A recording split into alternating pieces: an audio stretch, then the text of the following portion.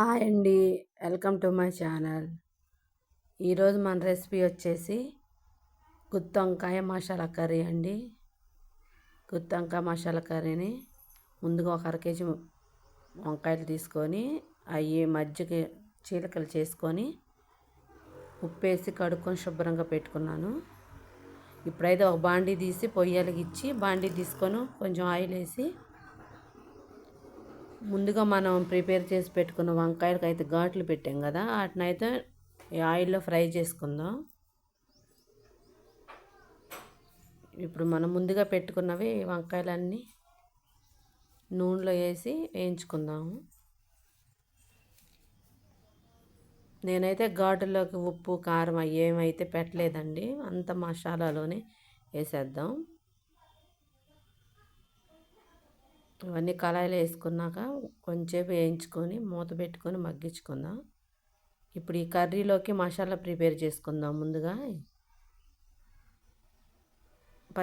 పచ్చి కొబ్బరి, ఎండు కొబ్బరి, జీడిపప్పు, పల్లీలు, దాల్చిన చెక్క, లవంగ, యాలకులు, ధనియాలు, అల్లం చిన్నులపాయి, జీలకర్ర, నువ్వులు, వీటన్నిటిని తీసి ముందరగా వేయించుకొని అంతలోకి ఇవి ఎలా మగ్గినాయో చూసుకుందాం. వంకాయలు అయితే ఫ్రై అయిపోయినాయి ఫ్రెండ్స్.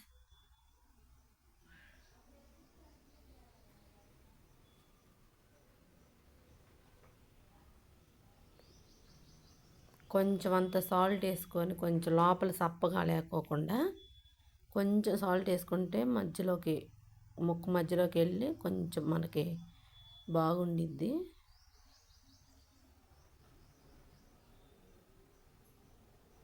ఇంక వీటన్నిటిని తీసేసేసుకుందాం. ఇప్పుడైతే సాల్ట్ అంతా కలుపుకున్న తర్వాత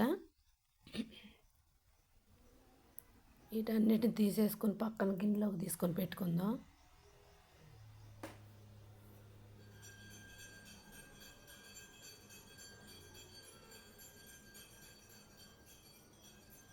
మొత్తం అంతా తీసేసి పక్కన పెట్టుకున్న తర్వాత మళ్ళీ అదే స్టవ్ మీద బాండీ పెట్టుకొని ఇప్పుడు మన మసాలాలకి సరిపడిన ఆ దినుసులు మొత్తం కొంచెం ఆయిల్ పోసుకొని వేయించుకుందాం దోరగా.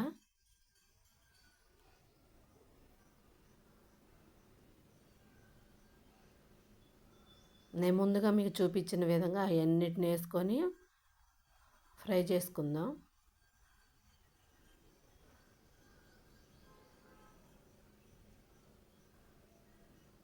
చెక్క, లవంగ, ధనియాలు, యాలక్కాయ, ఎండు కొబ్బరి, జీడిపప్పు, నువ్వులు, ధనియాలు, జీలకర్ర ఈ మొత్తం వేయించుకుందాం. నేనైతే నువ్వులు కూడా ఒకేసారి పోసాను ఫ్రెండ్స్. మీరు ముందర పల్లీలు అవన్నీ వేగినాక లాస్ట్లో నువ్వులు పోసుకోండి. వేయించినవన్నీ ఇప్పుడు మిక్సీ జారుకు తీసుకొని మిక్సీలోకి గ్రైండ్ చేసుకుందాం.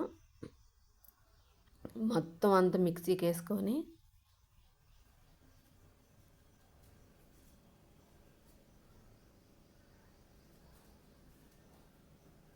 అన్నీ వేసుకున్న దాంట్లోకి అల్లం చిన్నులపాయి, కరివేపాకు, చింతపండు కొంచెం పులుపుగా ఉండటం కోసం,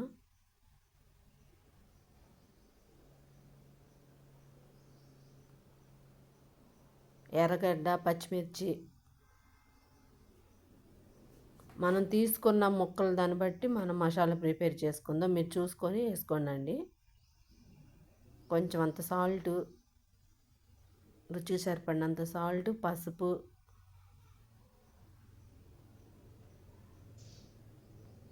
ఎక్కువగానే పడిద్ది. దాంట్లోకి రుచికి సరిపడినంత కారం, సాంబార్ కారం,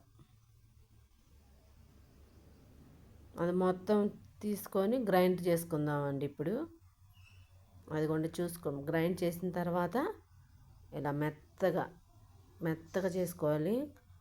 స్టవ్ వెలిగించి బాండీ పెట్టి తాలింపు దినుసులు వేసి మీకు కావాలంటే దీంట్లో కూడా పచ్చిమిరకాయలు, ఎర్రగడ్డ, బిర్యానీ ఆకు అవి కూడా వేసుకోవచ్చు. నేనైతే వేయలేదు. ఆయిల్ వేసి నూనెలో తాలింపు గింజలు ఒక్కటే వేసాను. దాంట్లో నూనె కాగింది.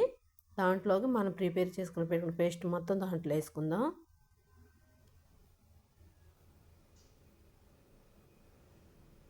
ఇదంతా పచ్చివాసన పోయేలాగా మళ్ళీ కొంచెం నూనెలో మగ్గించుకుందాం. ఇప్పుడు మిక్సీ జార్లోకి ఉండిద్ది కదా, అది కూడా వాటర్తో కడుక్కొని దీంట్లో పోసేసుకున్నాను నేనైతే. కొంచెం సేపు ఉడికించుకుందామండి.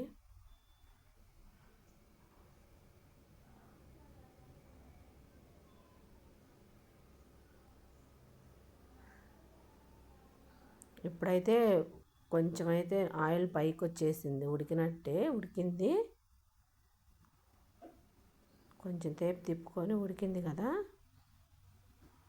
మనం ముందుగా ప్రిపేర్ చేసుకొని వంకాయలు అయితే వేయించి పెట్టుకున్నాం కదా, వాటినైతే ఈ గ్రేవీలోకి వేసేసుకుందాం ఒక్కొక్కటిగా.